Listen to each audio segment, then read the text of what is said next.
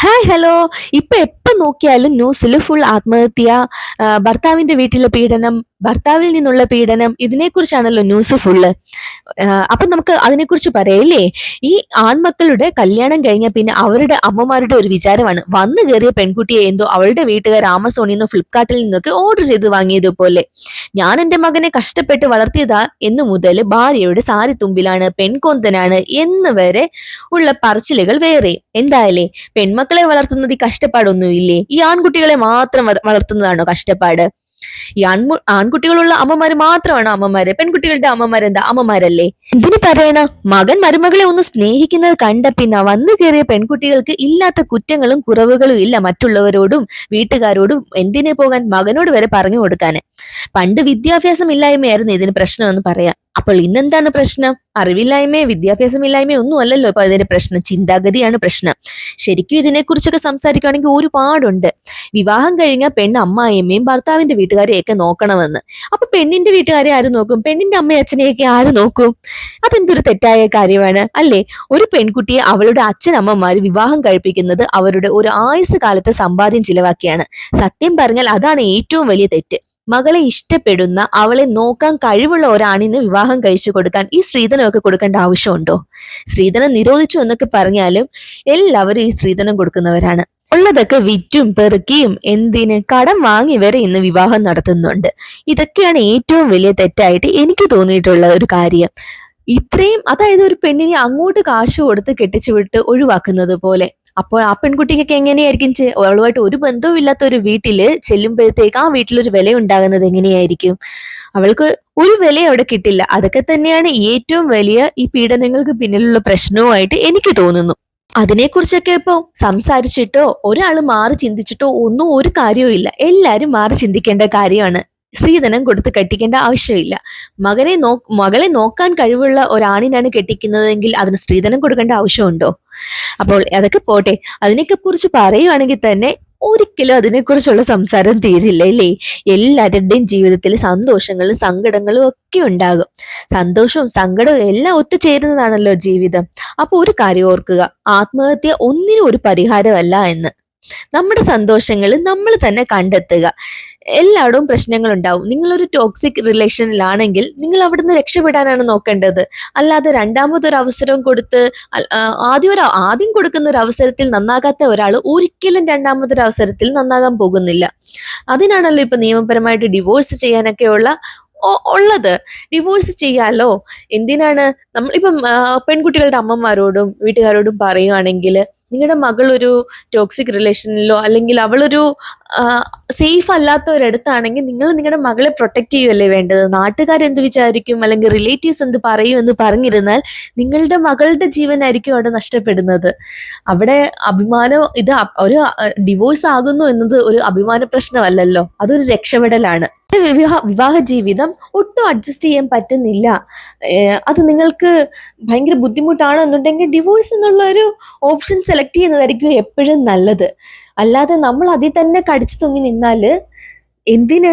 നമ്മൾ ഈ ആത്മഹത്യ ചെയ്യാൻ കാണിക്കുന്നതിന് പകുതി ധൈര്യം മതി നമ്മൾ നന്നായിട്ടൊന്ന് ജീവിച്ച് കാണിക്കാന്, നമ്മുടെ ജീവിതം ജീവിക്കാന്. ഇല്ലേ? ആത്മഹത്യ ചെയ്യാൻ എന്തോരം ധൈര്യം വേണം? അത്രയും ധൈര്യം വേണ്ട ശരിക്കും ജീവിതത്തിൽ ജീവിക്കാനെന്ന് എനിക്ക് തോന്നിയിട്ടുള്ളത്. ഞാൻ ഒരു കഥ പറയാം. എൻ്റെ ഫ്രണ്ടിന്റെ കല്യാണം ഞാനൊരു എഞ്ചിനീയറിംഗ് പഠിച്ചുകൊണ്ടിരുന്ന സമയത്തായിരുന്നു. അതായത് ഞാനൊരു എഞ്ചിനീയറിംഗ് തേർഡ് ഇയർ ഒക്കെ പഠിച്ചപ്പോഴായിരുന്നു അവളുടെ കല്യാണം നടന്നത്.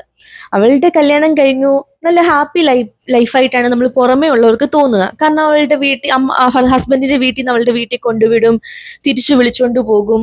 പക്ഷെ ഞാൻ എഞ്ചിനീയറിംഗ് കഴിഞ്ഞു, ഫൈനൽ ഇയർ കഴിഞ്ഞ് വീട്ടിലെത്തിയപ്പോൾ അറിഞ്ഞത് അവളുടെ ഡിവോഴ്സ് കേസ് നടക്കുന്നു എന്നാണ് അറിഞ്ഞത്. അങ്ങനെ ഒരിക്കൽ ഞങ്ങൾ എറണാകുളത്ത് എൻ്റെ ഒരു ഇന്റർവ്യൂവിന്റെ ആവശ്യത്തിനായിട്ട് പോയിരുന്നു. അപ്പം ഞാൻ അവളോട് സംസാരിച്ചിരുന്നു എന്താണ് പ്രശ്നം, എന്ത് പറ്റിയതാണ് എന്ന്. അന്ന് അവൾ എന്നോട് പറഞ്ഞൊരു കാര്യമുണ്ട്. അവൾ അവിടെ അനുഭവിച്ചിരുന്ന പ്രശ്നങ്ങൾ. അവൾ അവിടെ ചെന്നപ്പോ തൊട്ട് അവൾ നെയ്ബേഴ്സിനോട് സംസാരിക്കാൻ പാടില്ല, എന്തിനാ അവിടെയുള്ള അമ്മൂമ്മയോട് പോലും സംസാരിക്കാൻ പാടില്ല. അങ്ങനെ സംസാരിക്കുന്നത് കണ്ടാൽ ഉടനെ അവിടുത്തെ അമ്മ അവളുടെ ഭർത്താവിനെ വിളിച്ചിട്ട് പറഞ്ഞു കൊടുക്കും, പിന്നെ വഴക്കാകും. അങ്ങനെ അവളെ അവിടെ ഹസ്ബൻഡ് ജോലി ചെയ്യുന്ന സ്ഥലത്തേക്ക് കൊണ്ടുപോയി. ദുബൈയിലായിരുന്നു. അപ്പൊ ദുബൈയിൽ കൊണ്ടുപോയി. ദുബൈയിൽ പോയതിന് ശേഷം അവൾ അവളുടെ വീട്ടിൽ സംസാരിക്കുന്നത് കണ്ട് അവൻ ഫോൺ വലിച്ച് താഴെ ഇറങ്ങി പൊട്ടിക്കും. അതുപോലെ അവന്റെ അമ്മ വിളിച്ചെന്തെങ്കിലും പറയുന്നത് കേട്ടാല് ഉടനെ അടുത്ത റിയാക്ഷൻ ആയിരിക്കും അവളെ അടിക്കുക, അങ്ങനെയുള്ള പ്രശ്നങ്ങൾ. അങ്ങനെ ഒരു ദിവസം അവളെ വെട്ടൂത്തി എടുത്തിട്ട് വെട്ടാൻ ചെന്നു എന്ന് അവൾ പേടിച്ച് ഓടി. ആ ചേട്ടന്റെ തന്നെ ഒരു ഫ്രണ്ടിന്റെ ഫ്ലാറ്റ് തൊട്ടടുത്തായിരുന്നു, അവിടെ ചെന്നു. അങ്ങനെ അവരാണ് അവളുടെ വീട്ടിൽ വിവരങ്ങളൊക്കെ അറിയിച്ച് അവളെ നാട്ടിലെത്തിച്ചതുമല്ല. അവളുടെ വീട്ടുകാർ അന്ന് ചെയ്ത ഒരു സപ്പോർട്ട് കൊണ്ടാണല്ലോ അവൾക്ക് ഡിവോഴ്സ് എന്ന് പറഞ്ഞ് മൂവ് ചെയ്യാൻ പറ്റിയത്. അല്ലെങ്കിൽ ഒന്ന് ഓർത്തെ, അഡ്ജസ്റ്റ് ചെയ്യൂ എന്ന് പറഞ്ഞ് അവളെ വീണ്ടും തള്ളി വിടുകയായിരുന്നെങ്കിൽ ഒന്നെങ്കിൽ അവൾ ആത്മഹത്യ ചെയ്യേണ്ടി വന്നേനെ, അല്ലെങ്കിലോ അവൻ തന്നെ അവളെ കൊന്നേനെ. ഇതൊന്നും ഇല്ലാതെ അവളെ രക്ഷപ്പെടാൻ അവിടുന്ന് പറ്റിയത്, അവൾക്ക് അവിടുന്ന് രക്ഷപ്പെടാൻ കഴിഞ്ഞത് അവളുടെ വീട്ടുകാരുടെയും ഒക്കെ ഒരു സപ്പോർട്ട് കൊണ്ടാണ്. അതുപോലെ ഓരോ അമ്മമാരും അല്ലെങ്കിൽ ഓരോ പെൺകുട്ടികളുടെ ഫാമിലിയും ഒന്ന് ചിന്തിച്ചാല് ഇതുപോലുള്ള ആത്മഹത്യകൾ ഇവിടെ നടക്കില്ല. ശരിക്കും പറഞ്ഞ വിവാഹം കഴിഞ്ഞാല് ഭാര്യ ഭർത്താവ് എന്നുള്ള സ്ഥാനത്തേക്ക് മൂന്നാമതൊരാളെ കയറ്റാതിരിക്കുക. അത് ഫ്രണ്ട് ആയാലും ഫാമിലി ആയാലും അവരുടെ അഭിപ്രായങ്ങൾ വരുമ്പോഴാണ് ഏറ്റവും കൂടുതൽ പ്രശ്നങ്ങൾ ഉണ്ടാകുന്നത്. നിങ്ങൾ തമ്മിലുള്ള എന്താ പിണക്കങ്ങളും ഒക്കെ നിങ്ങൾ തമ്മിൽ തന്നെ പറഞ്ഞു തീർക്കുക. ടോക്സിക് റിലേഷന്റെ കാര്യമല്ല ഞാൻ പറഞ്ഞത്, അല്ലാതെ ചെറിയ ചെറിയ പിണക്കങ്ങൾക്ക് പോലും ഇതുപോലെ കാണിക്കുന്നവരുണ്ട്, അവരുടെ കാര്യമാണേ. ടോക്സിക് റിലേഷൻ ആണെങ്കിൽ അത് അഡ്ജസ്റ്റ് ചെയ്യാതെ അവിടുന്ന് രക്ഷപ്പെടുക എന്നത് തന്നെയാണ് ഒരു മാർഗം. അപ്പോൾ ഇത്രയൊക്കെ ഉള്ളൂ അതിനെക്കുറിച്ച് പറയാന്. ഞങ്ങൾ ഇന്ന് കല്യാണിയുടെ ക്ലാസ് ഒക്കെ കഴിഞ്ഞിട്ട് നെസ്റ്റോയിലൊക്കെ കയറി കുറച്ച് സാധനങ്ങളൊക്കെ വാങ്ങാനുണ്ടായിരുന്നു. ഇനി ഈ സാധനമൊക്കെ വാങ്ങി പോയിട്ട് വേണം എല്ലാം ഒന്ന് സെറ്റ് ചെയ്ത് വെക്കാന്. ഇന്ന് കുറച്ച് പണികളുണ്ട് വീട്ടിൽ ചെന്നിട്ടെ. ഞങ്ങൾ അമ്മയും മോളും ചില സമയത്ത് ഭയങ്കര സ്നേഹവും ഭയങ്കര കഥ പറച്ചിലുമാണ്. അതുപോലെ ചില സമയത്ത് ഞങ്ങൾ അടിയിടാറുമുണ്ട് കേട്ടോ. കല്യാണി എപ്പോഴും പപ്പ മോളാണ്. കല്യാണിയെ വഴക്ക് പറയാത്തത് പപ്പ മാത്രമായിരിക്കും. കാരണം ഞാൻ അവളെ കാണിക്കുന്ന കുറുക്കിനൊക്കെ വഴക്ക് പറഞ്ഞാലും അപ്പൊ അവളുടെ പപ്പ പറയും കുഞ്ഞിനെ വഴക്ക് പറയാതേടി എന്ന്. അപ്പതാ നമ്മൾ നെസ്റ്റോയിൽ സാധനമൊക്കെ മേടിച്ചിറങ്ങിയിട്ടുണ്ട്. നെസ്റ്റോയിൽ കയറിയ ഭയങ്കര തിരക്കാണ്, നമ്മൾക്ക് നടക്കാൻ പോലും സ്ഥലം കിട്ടില്ല. അപ്പം ഞങ്ങൾ കുറച്ചേരം വെളിയിലിരുന്ന് കഥയൊക്കെ പറഞ്ഞപ്പോഴത്തേക്കും മനു ബില്ലൊക്കെ കഴിഞ്ഞിട്ട് ഇറങ്ങി. ഞങ്ങൾ ജ്യൂസൊക്കെ കുടിച്ചു. വീട്ടിലെത്തിയപ്പോഴത്തേക്ക് നിങ്ങൾ പപ്സ് മേടിച്ചിട്ടുണ്ടായിരുന്നു നെസ്റ്റോയിൽ നിന്ന്. എനിക്ക് അവിടുത്തെ പപ്സ് ഭയങ്കര ഇഷ്ടമാണ്, നല്ല ടേസ്റ്റാണ്. അപ്പൊ നെല്ലിക്ക അങ്ങനെ കുറച്ച് സാധനങ്ങളൊക്കെ മേടിച്ചിട്ടുണ്ടായിരുന്നു. അപ്പൊ പപ്സ് കഴിക്കാൻ വേണ്ടിയിട്ട് സമൂസ ഉണ്ടായിരുന്നു. അപ്പൊ അത് കഴിക്കാൻ വേണ്ടിയിട്ട് ഒരു കട്ടൻ കാപ്പിയൊക്കെ ഇട്ടു. അപ്പൊ അങ്ങനെ രാത്രിയിൽ കട്ടൻ കാപ്പിയും സമൂസയും പപ്സും ഒക്കെ ഇരുന്ന് കഴിച്ചു. ഏകദേശം ഇപ്പൊ സമയം 11 മണിയോളം ആയിട്ടുണ്ട്. ഇനി എനിക്ക് മീൻകറി വെക്കാനുണ്ട്. മീൻ മേടിച്ചിട്ടുണ്ടായിരുന്നു. അപ്പൊ നാളെ ക്ലാസ്സിന് പോകുമ്പോഴത്തേക്ക് ഈ മീൻകറി വെച്ച് വെച്ചാല് നാളെ ഊണിന് മീൻകറി കൂട്ടി കഴിക്കാമല്ലോ. രാവിലെ കുക്ക് ചെയ്യാനുള്ള സമയം കിട്ടില്ല, നമ്മൾ എഴുന്നേൽക്കുമ്പോൾ തന്നെ ഒരു സമയമാകും. പിന്നെ ക്ലാസ്സിന് ഉച്ചയാകുമ്പോഴത്തേക്ക് ഇറങ്ങുകയും വേണം. അപ്പൊ ഫുഡ് കഴിച്ച് അപ്പം തന്നെ ഇറങ്ങുക ചെയ്യാറ്. അപ്പൊ എന്തായാലും രാവിലെ എണ്ണീറ്റിട്ട് ഈ മീൻകറി വെക്കലൊന്നും നടക്കുകയില്ല. ഇപ്പൊ തന്നെ രാത്രി 11:30 ആയിട്ടുണ്ട് സമയം. അപ്പൊ പെട്ടെന്ന് മീൻകറിയൊക്കെ വെച്ചിട്ട് വേണം ഇനി ഒന്ന് കുറച്ച് സാധനങ്ങൾ മേടിച്ചത് അടുക്കി വെക്കാനും ഉണ്ട്. ഇതെല്ലാം കഴിഞ്ഞിട്ട് വേണം ഒന്ന് കിടക്കാനൊക്കെ. അപ്പൊ രാവിലെ എണീക്കുമ്പോഴത്തെ എങ്ങനെ പോയാലും ഇത് 12:30 1 മണി 1:30 ആകും നമ്മൾ ഉറങ്ങാൻ വേണ്ടിയിട്ട്. ശരിക്കും ഇല്ലേ, ഈ ഗൾഫിലൊക്കെ നിൽക്കുമ്പോഴത്തേക്ക് നമ്മൾ ആ റൂമിലിരുന്ന് ഭയങ്കര ബോറടി ആയിരിക്കും. എന്താ പറയണ്ടേ, ഒരു എന്താ പുറത്ത് ഇങ്ങനെ നമ്മുടെ നാട്ടിലെ പോലെ പുറത്തിറങ്ങി നടക്കല അങ്ങനെയൊന്നും പറ്റില്ലല്ലോ, റൂമിൽ തന്നെ ആയിരിക്കും. അപ്പൊ ഇതൊക്കെയാണ് കുക്ക് ചെയ്യുക, പിന്നെന്താ എന്താ പറയാ ചെടികള്, ഇൻഡോർ പ്ലാന്റ്സ്, പിന്നെ എന്തെങ്കിലുമൊക്കെ ബുക്സ് വായിക്കുക. ഇതെല്ലാം ഒരു എന്റർടൈൻമെന്റ് തന്നെയാണ്. അതൊക്കെ നമുക്ക് കൊച്ചു കൊച്ചു സന്തോഷങ്ങൾ തരുന്ന കാര്യങ്ങളുമാണ്. പിന്നെ വീട്ടിലുള്ള ഈ പുറത്തു പോക്കും എല്ലാം ഒരു സന്തോഷം നിമിഷങ്ങളാണ്. അപ്പൊ എൻ്റെ മീൻകറിയൊക്കെ ഇവിടെ റെഡി ആയിട്ടുണ്ട്. ഇനിയും കുറച്ച് പരിപാടികളൊക്കെ ഉണ്ട് ചെയ്ത് തീർക്കാൻ. കുറച്ച് മേടിച്ച സാധനങ്ങളൊക്കെ ഒന്ന് അടുക്കി ഒതുക്കി വെക്കണം. കല്യാണി ഉറങ്ങാൻ ഭയങ്കര പാടാണ്. 2 മണി 3 മണിയൊക്കെ വെളുപ്പിനൊക്കെയാണ് ആൾ ഉറങ്ങുന്നത്. അതൊക്കെ ഒന്ന് മാറ്റിയെടുക്കണം ഇനി സ്കൂൾ തുറക്കുന്നതിന് മുന്നായിട്ട്. അപ്പൊ ഞാനിത് പുതിന ഇങ്ങനെ യൂട്യൂബിൽ കണ്ട ഒരു വീഡിയോ ആണ്, പുതിന ഇങ്ങനെ വെള്ളത്തിൽ വളർത്തുന്നു എന്ന്. അപ്പൊ ഞാൻ ട്രൈ ചെയ്ത് നോക്കിയത്, ഒരാഴ്ചയായി നട്ടിട്ട്. പക്ഷെ സത്യമാണ് നല്ല അടിപൊളിയായിട്ട് വളരുന്നുണ്ട്.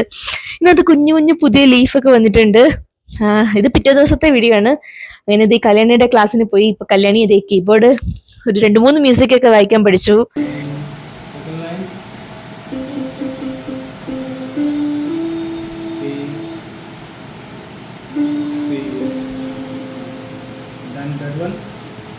Computer, left hand,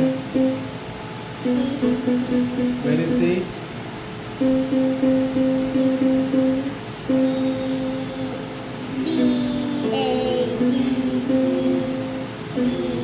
Second line.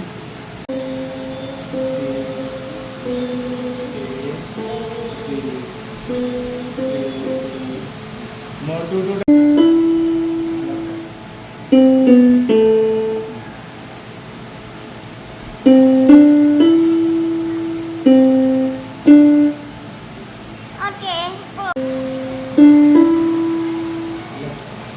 1 ആണ് ക്ലാസ് എങ്കിൽ ആൾ ഒരു 10 മിനിറ്റ് 15 മിനിറ്റ് ആയിരിക്കും ഇരിക്കുക. ആളങ്ങനെ കണ്ടിന്യൂസ് ഒരു ക്ലാസ്സിൽ ഇരിക്കുന്ന ആളല്ല.